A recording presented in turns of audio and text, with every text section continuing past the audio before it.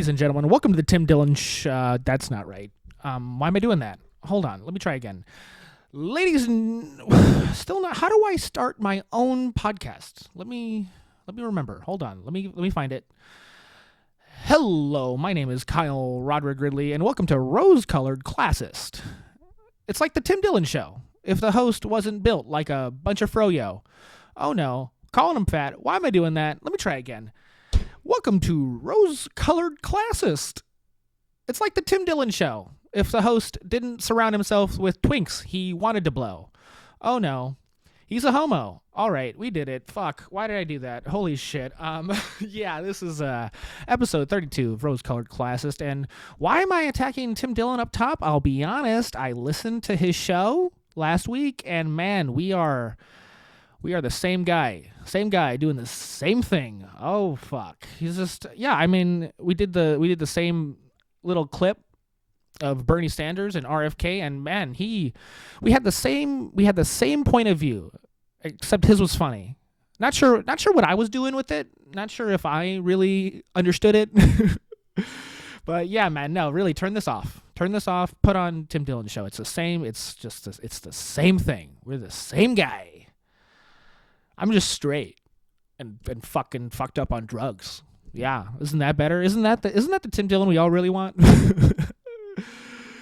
Yeah, baby. Oh, fuck. Yeah, comedy is so hard to be unique. I'm such a huge fan, obviously. I mean, I got introduced to Tim Dillion when I was maybe 8 years into comedy, 2021. You know, I'm 30, he's 36. Obviously, he had a better pandemic than I did. All right. I'm like if Tim Dillion actually loved his family, or at least one person in his family.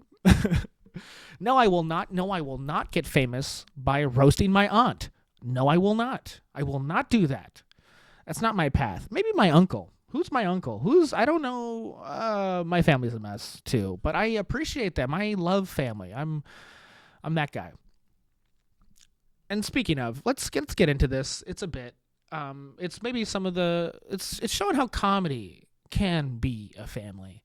And we really got to observe it. It's Gary Shandling. I want to know if you've attained anything through your study of Buddhism. I don't know if attained is the right word. So with the whole thing's a mess. I mean, you get closer to just being. What exactly does that mean? So translate it into comedy, what it means. Oh my God. Translate it into comedy? As a comic. I will. How do you... It's closest to where he's starting, which is, I'm not really trying to be anything right now.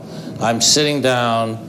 This is what I do. Lay down some wisdom, man. Wow. Yeah. What happened? Oh, that is the correct question. The answer to that takes a tad of time. I think the Eastern philosophy really encourages authenticity, and nothing but authenticity. What I saw when I saw you on stage is I didn't see a fake moment. Gary Shandling, as wise as ever, speaking to us about his Buddhist comedy, his Eastern philosophy of comedy, really saying the same shit everybody's been saying for a long time, right? Comedy is about it's about being yourself. It's about being authentic.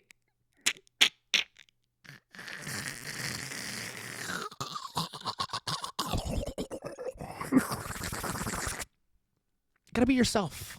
Gotta be yourself. If you can manage, if you even know.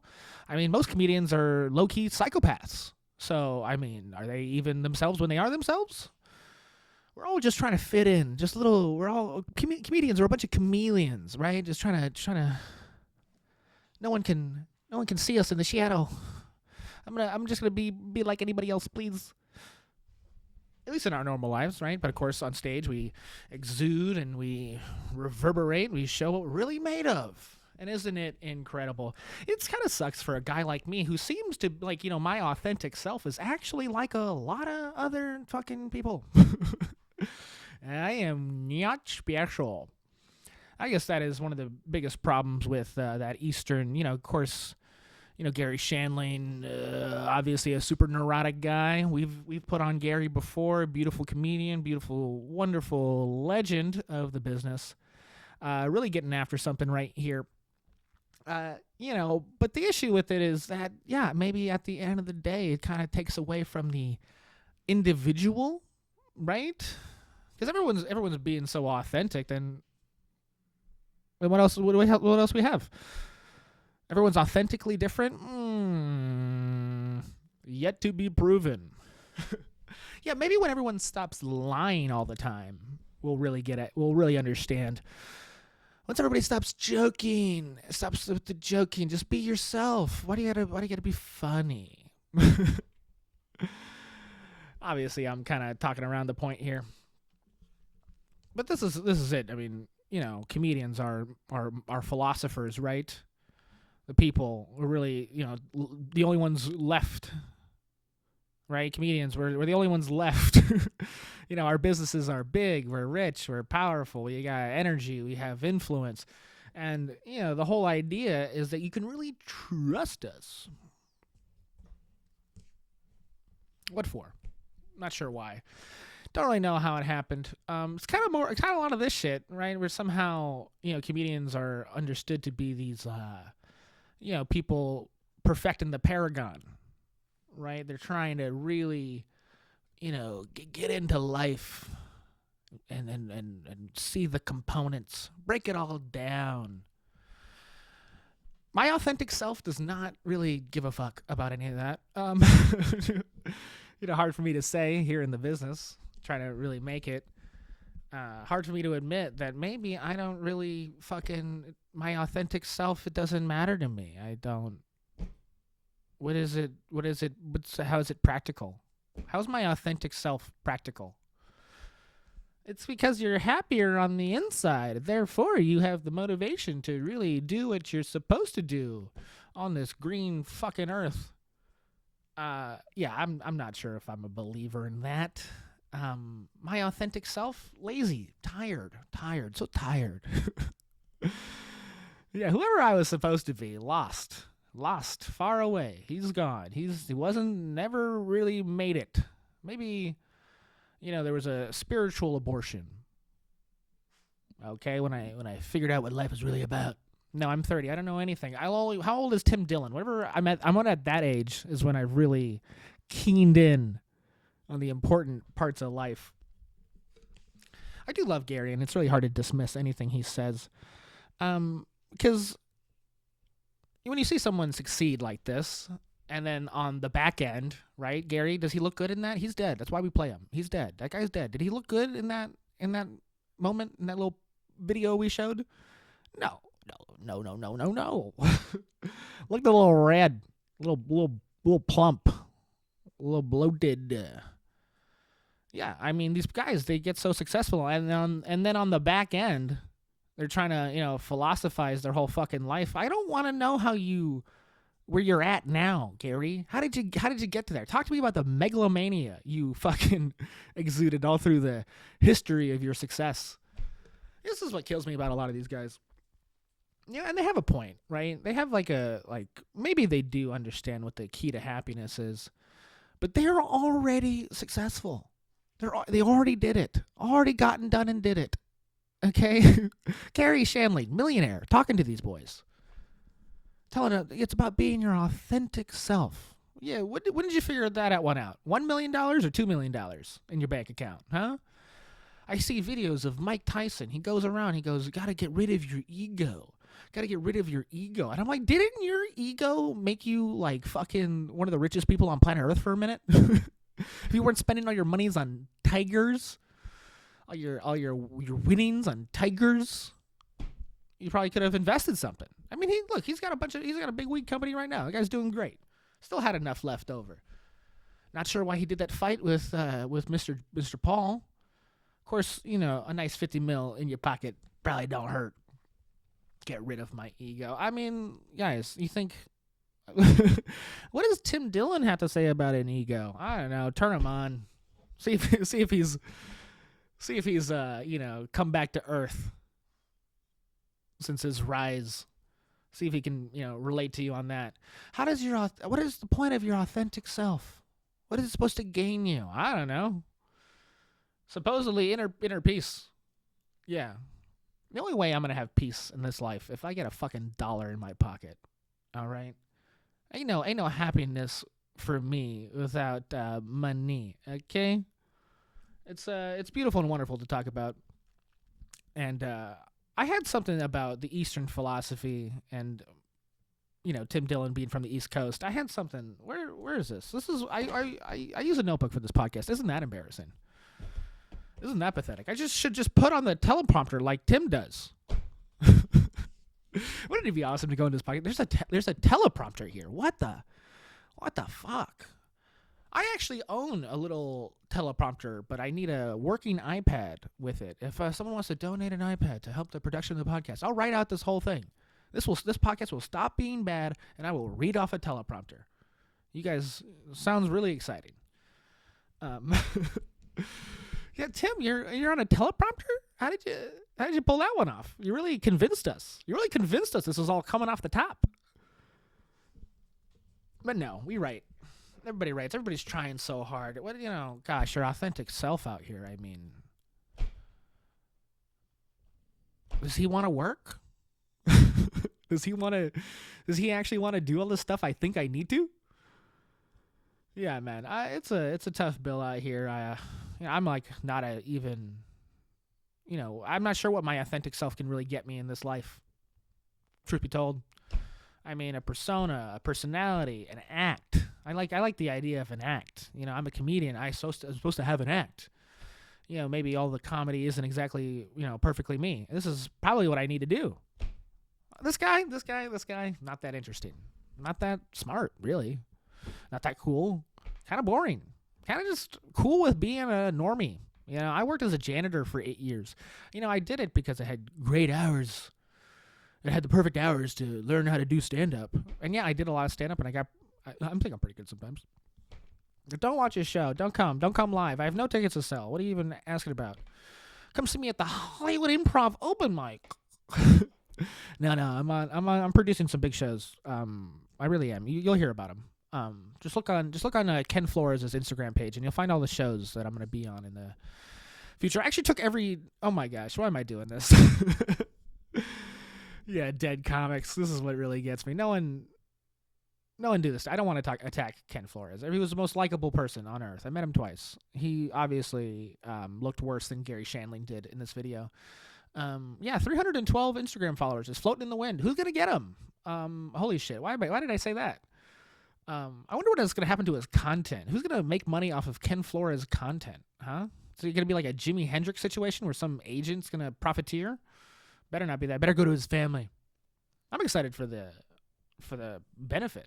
The Ken Flores yearly benefit, like they do have it for Patrice. The lineups are always great. I'm sure those lineups are I'm really excited. Oh no. Yeah, your authentic self ate yourself into your death. Man. He did drugs. I don't know. I don't know anything. Totally out of the world. Yes, I do have gossip. I'm so not cool. I wouldn't even worry about it. Killer stand-up. Way better than me. Way, way, way better. I mean, I'm alive, but he's died when he was 28. Tim Dillon's 36. I'm 30. What's the spectrum? How does it all work? Let's hear more of Gary get into the authenticity of comedy. This is Paul Provenza's Green Room. All the episodes are available on YouTube. Incredibly well made, very well crafted. Not sure what Paul Provenza's doing. Not sure what's going on with him. I mean, he's obviously talented, but there seems to be an issue with his something I would know about, likability. I don't know. We hear him do his shit, and I'm just like, it's not that. Why can't you get me? Why can't you get me? Get me interested. Why don't I care about you, Paul? You look like my father. All right. More Gary. My Dalmatian is really freaking out. Yeah. My Dalmatian is the twink in that Tim Dillion rhyme nonsense I did earlier. You good, bud? All right. Play the clip. I think of Gary's DVD where he's talking to Jerry Seinfeld, and he was saying, Gary, you know, it's not all about pain. You don't have to be in pain to be funny. Isn't it about talent? Can't you just be born with like a God-given gift and you're just a talented person and you can communicate and it's all about that? I said, I hear rage. Focused on anger here and all that stuff, and the problems with the parents. But there will be other elements that include love and everything else you've mentioned, that as you sort those out, they will continue to be fodder for your next song. Right. That's all. It's whatever you sort out. Yeah. Just that absolute comedy. But someone who isn't sorting out that stuff within them. Are we meeting here again next week? Yes. Right on. More of the Green Room. Beautiful. Watch all of those episodes. Really getting after it. I ever watch Talking Funny as well? HBO, Ricky Gervais, Chris Rock. And again, I mean, I'm actually a huge fan of Mark Maron. That's why every podcast is vaguely awkward. Because we're just trying to match his style. But again, more about what Gary's talking about here. And then, when you compare this statement with, being your authentic self, right? A comedian is sorting through all these feelings, right? They're sorting through all their ideas and things that interest them. And you're supposed to mine it, deliver it, package it up, give it to the people. But there is something about, is this the process of becoming your authentic self? Are you just gonna keep going through your little troubles till you finally, find that inner peace? Is that what comedy is about? Is that why people's careers last so long? Is because these comedians are so effing effed up in the effing head that there's just infinite material that they can spew out to us. They're just going through their brain and their feelings, trying to become the perfect person. Just going, oh God, just trudging, like digging a fucking, some trench in World War I. Just the line keeps on going and going and going. You're going, am I ever gonna be safe? Maybe there's safety in being your authentic self, but I don't know if there's success. It's a difficult question. Because here I am, I do a bunch of fucking alty comedy, right? I'm just talking about my abusive father, my horrible fuck-ups, being a dumb idiot all the time. I'm going after multinational corporations and nonsensical bits, doing awful jokes about tariffs. And am I trying to sort through my issues? Is that what it is? Gary says something earlier in this episode of The Green Room with Paul Provenza. Plug. I debated posting it or putting it up in the podcast. I wasn't sure about it, but I ended up talking about it anyway. So, he says that people, when you're a comedian, people become objects, right, to make jokes of. Everything is not a person, not someone with feelings, not something that, maybe something is at stake. You make fun of a product, you could ruin, thousands of jobs. One good joke about, rollerblades. I mean, if you think Bill Burr killed, rollerblades? You think rollerblades are dead before Bill Burr did a bit on them? There you go. That's what I meant to say. Where's my teleprompter? Get fucking...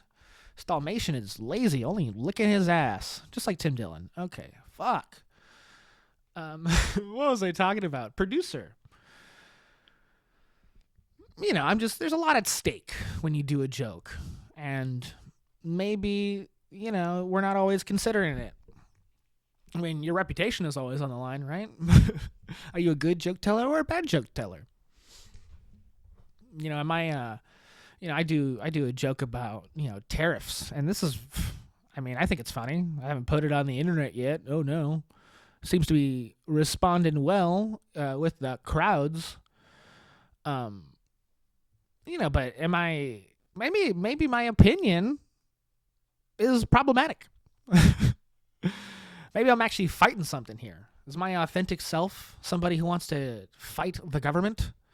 Fight Donnie T and his, government as an industry?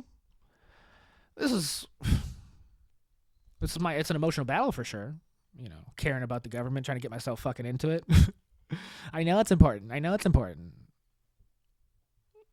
Can't get my feelings behind it though. And this is just, this is the big issue. And my big issue is saying this is the big issue. Comedy is hard. It is hard to be special. It is saturated as ever. Comedians are competing with nonsense that we never had to before. There used to be the act. There used to be the stand-up. These guys are legends. You watched a bunch of legends right there. And plus Bo Burnham. He's a legend now, I guess. Motherfucker owns a camera, so I guess he's popular. A nice camera. This camera is 9 years old. My finances have been a mess. Someone loaned me money. These interest rates. But now we're just getting diverted and twisted and pulled, and the business is expanding and contracting and expanding and contracting, and the parts I liked are getting smaller, and the parts I hate are getting bigger, and parts of the business I didn't even think possible are now super relevant. I'm here supposed to be, taking a nice vertical video of myself, putting text in the front, lay some song over it, make a face. God bless us. I mean, my authentic self does not want to do this shit. Okay? Yeah, sort through my feelings on that one, bud. Yeah, let me talk about the thing I don't want to talk about. There we go. That's what people want to hear. Comedy, so revelatory, so important. The only place you can trust anybody, right? Because all I want to do is make people laugh. Fuck the money, right, Tim? Tim, why are you talking so much? Is it the money? All right. I love him. Please. I'll blow him. I'm kidding. I don't want to blow him. Will he blow me? What's his thing? Is he the top? Is he the bottom? I often think the really fat ones are always the bottom because they don't want to move a lot. They'll suck your dick because they're fat. It's a, classic point of view. I'm on Bumble, matching with fat chicks. I know what we're talking about here. I'm Bumble. I have to respond first now? Come on. Give me Grindr. Okay, fuck.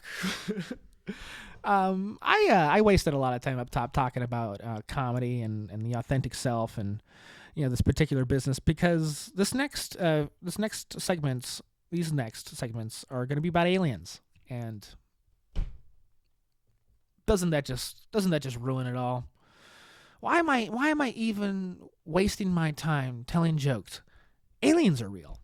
Fuck. Not what I expected. All right, let's get into it. It's holy shit. I'm playing the JRE. Ooh, the only real program out there. Am I right? Turn this off. Turn this off. You have 12 hours of Joe Rogan to watch. You need to stop. Put this off. I'm here on YouTube. You better find it. It's right there. The search bar is right above you. Get to the JRE right now. Yeah, Jamie, pull a photo of it up. This is super recent, right? Yeah, just a few days ago. This found it recently. I think it's been online for a while. Oh, really? Yeah. It's really crazy because it's right angle, right angle, right angle, right angle. Yeah, and doesn't look to be very asymmetrical this either. One says like they added that square so you can see it better. It's like superimposed on that one. Yeah, but this is the original image. Just this alone, you're like, what the fuck? Like is I said, that? if you were to tell me that was a LiDAR picture from South America, I'd be like, okay. Yeah, it's just too convenient that it makes a square. It just seems so weird. It is.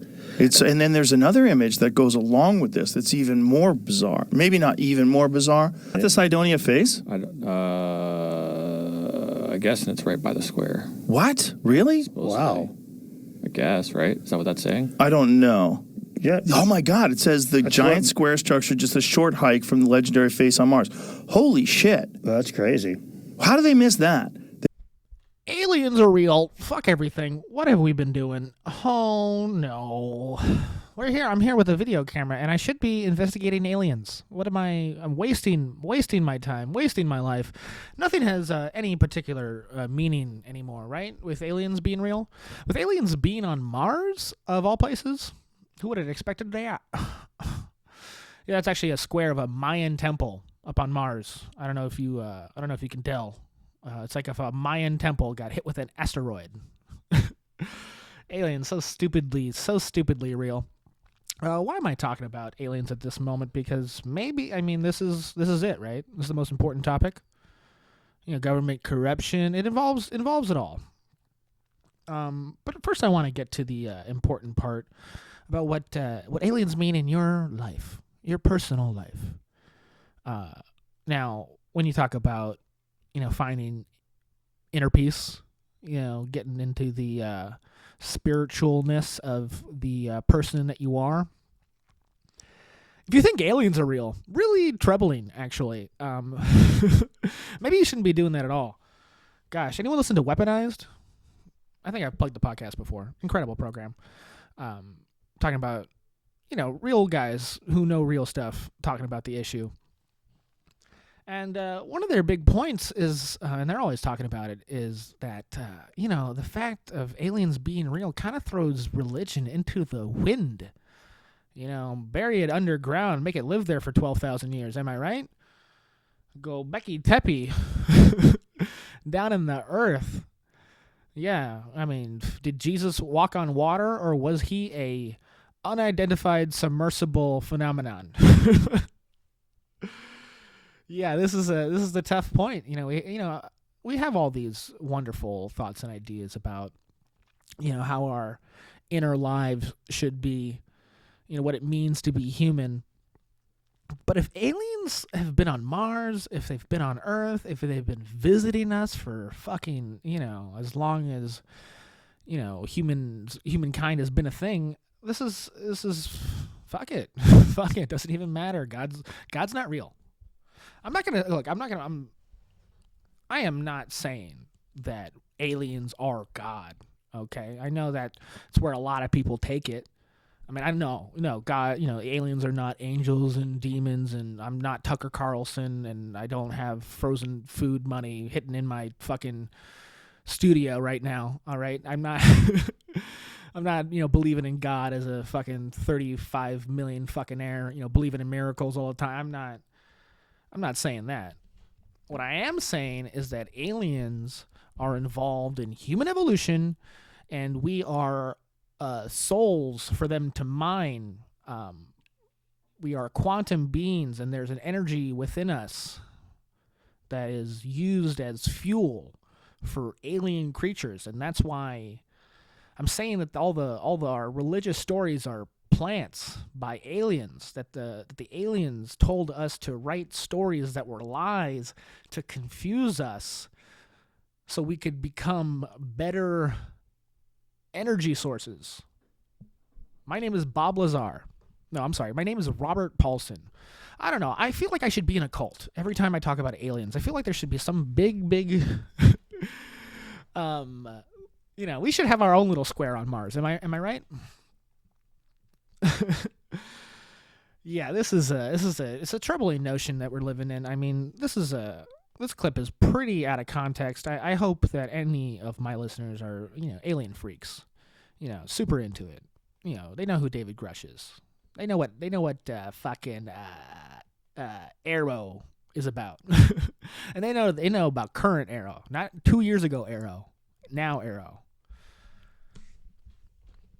I grew up religious, and I never believed it, never got into it, never thought it could be possible.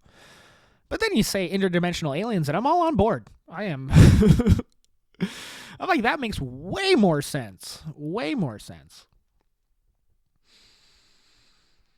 It is to be bent over backwards over our ideas and our behaviors and what is and ought not to be here on Earth. It does seem sort of, how do I say it? In religion, you have this concept of faith, right? You gotta take the leap. You gotta want to believe. That's what people get rewarded for in heaven. It's not necessarily their, good deeds or even, they don't even get punished for their bad behaviors. It's the idea that they had a moment where they go, I will believe in this despite. I will believe in this no matter what. It's about conviction, all right? A lot of things in life work like this, right? You want to be good at a job. You want to get into a certain place. You got to believe it. Manifest it, right? If you think you're a fucking loser, guess who's going to be one, right? Everybody knows this. But if I realize that my true destiny is to be a power source for aliens, well, where does that put me? what is this faith? What is this? The leap I have to make. Do I have to? You don't even have to take a leap to believe in aliens anymore. You just gotta believe a little bit of hearsay. These things are sound possible. God does not sound possible when you pitch me the idea. But aliens with the power of God, I mean, come on. This is obvious choice.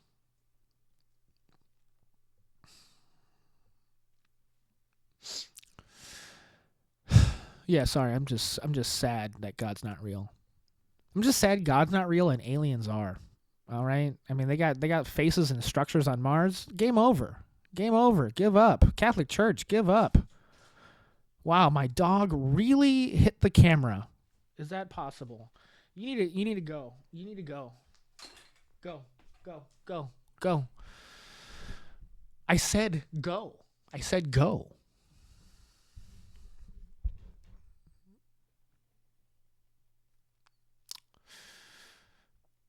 Maybe my dog could tell I was meandering. He's like, give up. He knows he gets spooked by aliens. That's for sure. Dogs know. Dogs know about this. They're in tune. Yeah, he's always his authentic self. And look where he is. Look where this dog is. Doesn't even. This is what my producer does. He ruins it. Ruins the podcast. Yeah, man, we're all a bunch of animals just serving mysterious figures that we have no choice but to believe in. All right, let me fix this camera and get the next clip going, huh? Did you get a sense of where this thing was from? All I have are two images that keep on flashing back. I remember seeing the schoolhouse from about 150 feet above, or 200 feet above the schoolhouse. I remember looking at the rooftop. And the only other memory is I've got this star map in my head. And David Grush made me reproduce that on a PowerPoint slide. And I handed that in to him because I have no idea what it was. But he's like, do you understand what this is? And I was like, no, I have no idea. He's like, do you know what star constellations are? I said, I know what the Big Dipper is. That's about it. And he's like, this is the constellation Leo. And I'm like, oh, I didn't know that. And so he's like, yeah, this is a really close rendition of that. And I'm like, well, that's kind of cool that I could reproduce it just out of my head and not even know what the heck it was. But I did know it was a star system.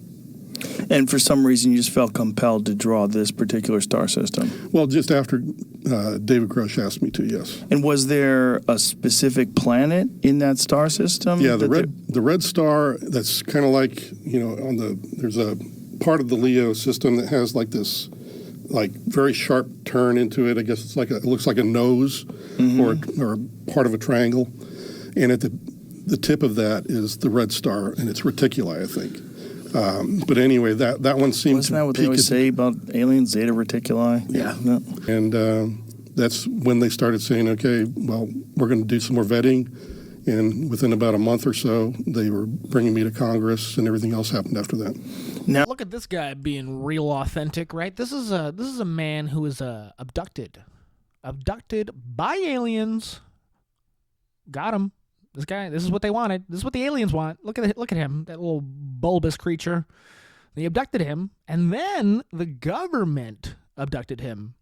Basically, got him to work, put him to work. If the government does anything, it'll take the traumatized and make them function, make them perform. Oh man, it's tough. Right on. Yeah, aliens are from specific places too. Can you believe it?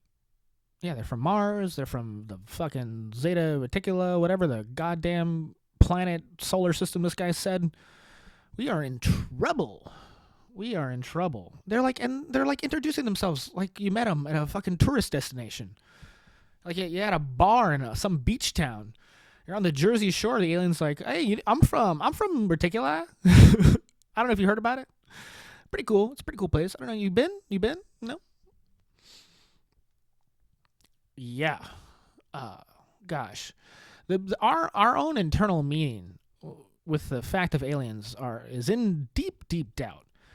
Deep doubt. I mean, you have the government, right? It's supposed to be the representative of the people, supposed to be by the people, dealing with aliens. The people become a little bit different. once you add aliens to the equation. All right? We believe that men are given unalienable rights. Holy shit, are those aliens? Fuck it. Fuck it. We're done. Get it out of here. Doesn't make any sense anymore. Totally bugs us out, man. What does it even mean to be human? What does it even mean to be an American in the face of aliens, right? Aliens are telepathic. Isn't that beautiful? Isn't that just so exciting? Yeah, hey, aliens, you don't have permission to go inside my head, okay? This is not cool. Do not talk to me telepathically, all right? You feel like you really need to say something to me, let me hear it, all right? In fact, ask me if I want to hear it. I don't want to get just chosen. It's not fair. What about my Fourth Amendment? The Fourth Amendment. It's probably where the government got the idea to break the Fourth Amendment is from aliens. Okay, the aliens were talking to the CIA telepathically, and in that moment they realized, privacy isn't even a thing. Not even a thing. Shouldn't even really be here. Shouldn't even do it. And now look at what we've created.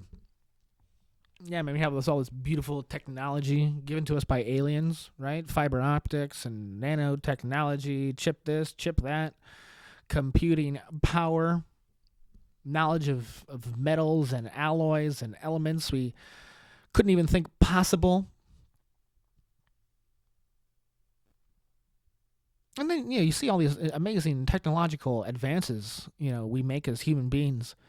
And every moment, every little leap we make, it puts our own validity in danger, right? This is the thing about AI, right? They're going to replace us. Joe Rogan, are they going to replace us? Yeah. Yeah, they are. Is that me doing a Tim Dillion impression of Joe? This is a troubling situation. Yeah, man, we have to be insignificant, right? That's the problem. And maybe this is what religion has been teaching us the whole time, is that we are an insignificant, meaningless little puppet waddling around in the universe, floating on the rock, spinning, and we're not the guys. We're the losers. We're the punks. We're the chumps. We're the little worker bees. I mean, when you look at the real situation of human existence in comparison to these intrepid forces that not only rob us of our internal meaning, but endanger our own safety and sanctity and privacy, it's hopeless. It's pretty hopeless. Looks pretty bad. And I don't know how you feel about this, but I think a lot of you guys can relate, especially those of color. In the face of infinite power, I mean, all there really is left is defiance, right? Yeah, of course, submitting, smart, obvious option. Yes, aliens are here. They're in control of the government, the reptiles, the grays, the whites, the the reticulites. They're all, in charge of everybody. No one's got any hope. No one's got any options. Religion's gone. Your meaning's gone. Your atheism is stupid. In the face of these insurmountable odds, I mean, all you have left is to fight, right? This is the human condition. I must fight to be my authentic self when it is not even possible. Go for the impossible. Being a human, trying to achieve the unachievable. It's a beautiful thing that we have, to be slaves, right? I believe, dude, I totally believe that we, exist in a quantum, our existence is quantum in a way. We are dimensional in a way we do not understand. We have energy within us that needs to be tapped into. We are a unit of consciousness, if you listen to other JREs. And it's up to us to fuck it up. We have the option to fuck it up. We have the option to do it all wrong. And maybe that's what authenticity is really about, right? Purposely being fucking retarded. Purposely being wrong. And that's the beautiful part about comedy, too. It almost encourages wrongness. To say the incorrect thing, to say the thing that is clearly not true. It's interesting because it's all lies, right? I mean, I talked about government corruption, right? But it makes a lot of sense when you look at the situation. I'm sure, with God not being real, politicians probably feel more comfortable in their lies. It's probably more comfortable to the politicians that aliens are real and God's not.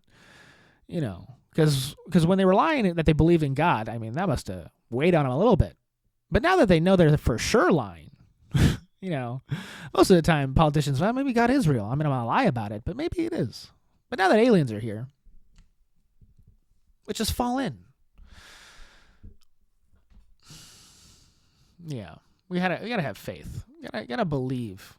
You gotta believe. Maybe believe in the wrong thing on purpose. Fight.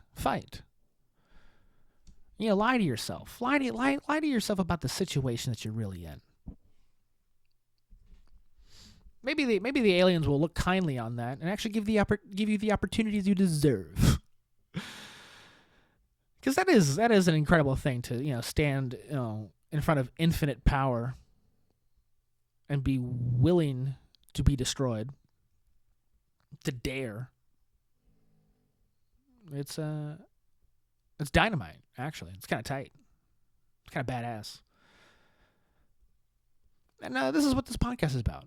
Fighting against infinite power. It's rose-colored classist. I mean, you think the aliens are your trouble? Try looking at multinational corporations, all right? Try being an entrepreneur, playing in the market versus other entrepreneurs. It's a bunch of sharks out here. Yeah, a lot of people's authentic selves are murderous and dangerous. Yeah, fucking, blame the aliens for that. And maybe we can. All right, we're gonna go into this last clip. It's funner. It's more fun. I know this is I'm not a happy podcast. I know that. I'm trying my best for positivity. But I don't see much of it, and this next clip is definitely not more. It's definitely not me attempting to be more positive. So let's watch it. It is fun though. Hey Chicago, do y'all have a problem with me sitting down on this stage? Yeah. Exactly. Get the fuck off my dick, Snoop Dogg.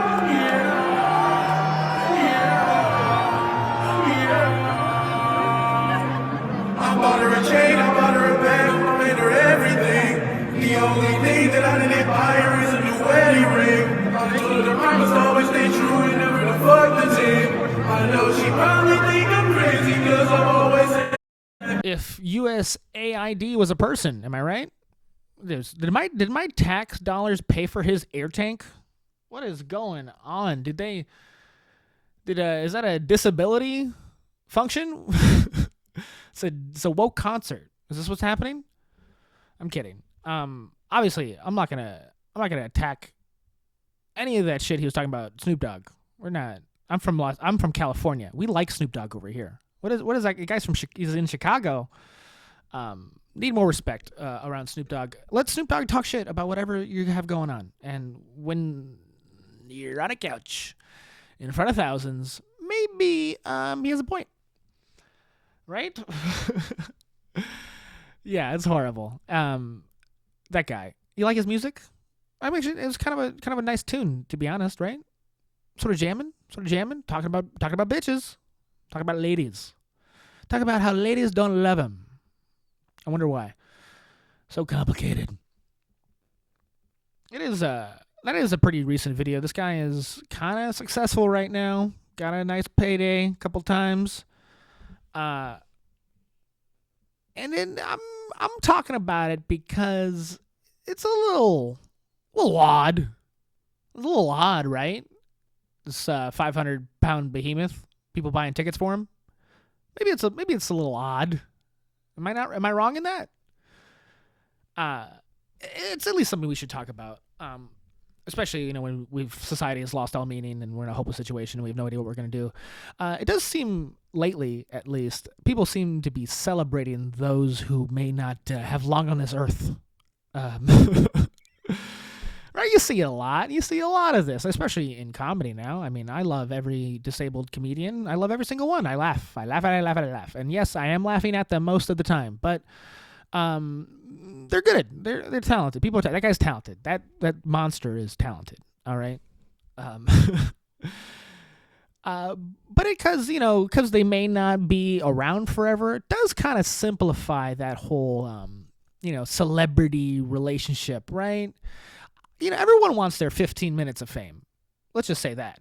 Okay, anybody who supports any kind of entertainer or artist or athlete, at least a little part of them wishes that it was them, right? They wish that they were the guy, they had the moment, they were in the fucking stadium selling the tickets. A lot of them would take that oxygen tank and extra 400 pounds just to be in front of people. And, maybe it's easier to give that 15 minutes to that person if they may not be around long enough to enjoy it, right? The worst part of being a celebrity or a fan of a celebrity is that they keep doing stuff, right? I mean, did Robert De Niro really need to do, the last 15 movies he did? Did he? Maybe that one with Anne Hathaway where he's, pretending to be gay, sort of. It's like an old gay assistant, sort of. Maybe that one. Irishman? Maybe he didn't need to do it. Maybe he didn't. Tom Cruise, Brad Pitt. I mean, the list goes on and on about people you love and you're a fan of, and then they just fucking fuck it all up. Like, wouldn't it have been better for that Emilia Perez actress to die before someone interviewed her?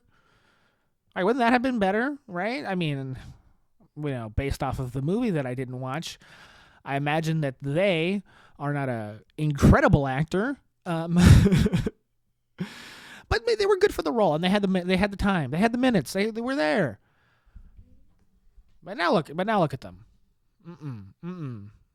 Things going so wrong, and maybe it would have been better if they were 700 pounds and died the next day after they finished filming. Maybe the movie could have been about a trans fat person, huh? No? Okay. Yeah, I'm just saying, we are celebrating people who maybe, we kind of notice that life ain't going so great. Life is getting crazy. Maybe it's nice to, give a person a minute who may not live to see it, right? The future often looks bleak for those who listen to podcasts. For anyone who doesn't listen to podcasts, I think you probably assume shit's pretty chill. But anyone who's involved in the popular media and the pop culture are kind of recognizing that the future is scary. Scary, all right? Aliens are going to come talking to us real soon. The nuclear bombs are going to drop and then be stopped by the aliens. And anyone who doesn't have to witness that deserves to enjoy it as much as they possibly can, right? Yeah, another comedian comes out with cerebral palsy. I'm like, that's beautiful. That's beautiful. You'll die in the next 20 years, and you won't see how much of a shit show it'll get. I'll make it at least another 40, and ain't that embarrassing? All right, I'm working out. I'm doing planks. This is, hard to support me when I'll be, chugging along 45, right? You're like, this guy, no, I have time. I don't need to love his stuff now. He'll keep going. He'll keep doing it. I mean, and if he doesn't do it, he's weak. Yeah, I'm sorry. My authentic self probably doesn't believe in the future. So maybe I'll drop out and no one will ever have to listen to this shit ever. But this guy right here, dead in 5, dead in 3.5. Give him the time. Let him sell some tickets. Enjoy it. Maybe that's also part of the why, people love Tim Dillion, they think he's going to die of a heart attack or AIDS. I'm kidding. This is my joke. These people obviously have things to say. They're talented. I mean, that guy has a catchy tune. About something super relatable. and it's good. But a lot of people got that. A lot of people doing the same shit. All right, I'm doing Tim's podcast every fucking week. All right, if I did it again, maybe if I did 2 like he does, maybe it all would come together. But this is what I'm saying. A lot of incredible people in the world. A lot of amazing talent. All right. And we have all our little issues, sure. But when the issues are so incredibly large, it kind of sheds a different light on everything you say and do, right? And that's the beautiful part about this modern media culture is, the person. You get to see the person. It's not just about the content. It's not about what they're saying, their point, their opinion. It's about whether you like them or not. And lots of reasons to like people. You know what? A great reason to like somebody is they're gonna die tomorrow. That's why people are always threatening suicide. If you didn't know, people who threaten suicide, they're just looking for one good moment. If this moment can be good, who cares? Give me this is my 15 minutes, my last one. Make it great. Yeah. All right. I'm gonna give myself some horrible condition so I can finally get some fame. Right? Wasn't there that? I mean, I'm not done yet. There was another comic out there. He pretended to have cancer or something to raise money to get a special treatment that made him survive for some reason. Come on. I swear to God, that guy got a $3 million payday. Dipped out. Haven't seen him do shit since. Did he deserve that special? People know who I'm talking. Quincy? Yeah. I'm not even talking about race right now. I stay out of that conversation. You saw me stay out of Snoop Dogg. I'm not talking about this either. Yeah, it was DEI why he got it, but not the racist one. The good one, the nice one, the awesome one, the one you're sick and you're disabled and you need help. The respectable. The DEI we need, not the DEI we want. Yeah, but it was awesome because we did something for a dying man. It was great because he was dying. But now that he's lived, we're all pretty embarrassed, right? Why did we let him do that? If he was gonna live, stupid. I bet, dude, if this fat man loses all the weight, gets off the tank, keeps making albums, people are gonna be pissed. I can tell you right now, people are gonna be mad. They're like, I paid $100 to see him live because I didn't think he would be live much longer. Okay, that was a bad joke at someone's expense. Punching down all the way. Rose-colored classist. Like it. Subscribe to it. Follow it. Make it your life. Make my podcast your life. Do it. Forget everything. Forget your family. Forget your commitments. Put this on. Put it on. Sit there. Smoke weed. Lose yourself. Listen to me. Have your own ideas. Think about doing your own podcast. Think about doing your own podcast with really bad lighting and a Dalmatian who's just upset you're not paying attention to him. All right, it's late. It's too late. I gotta wrap it up. Okay, that was it. Holy shit. Please play the music.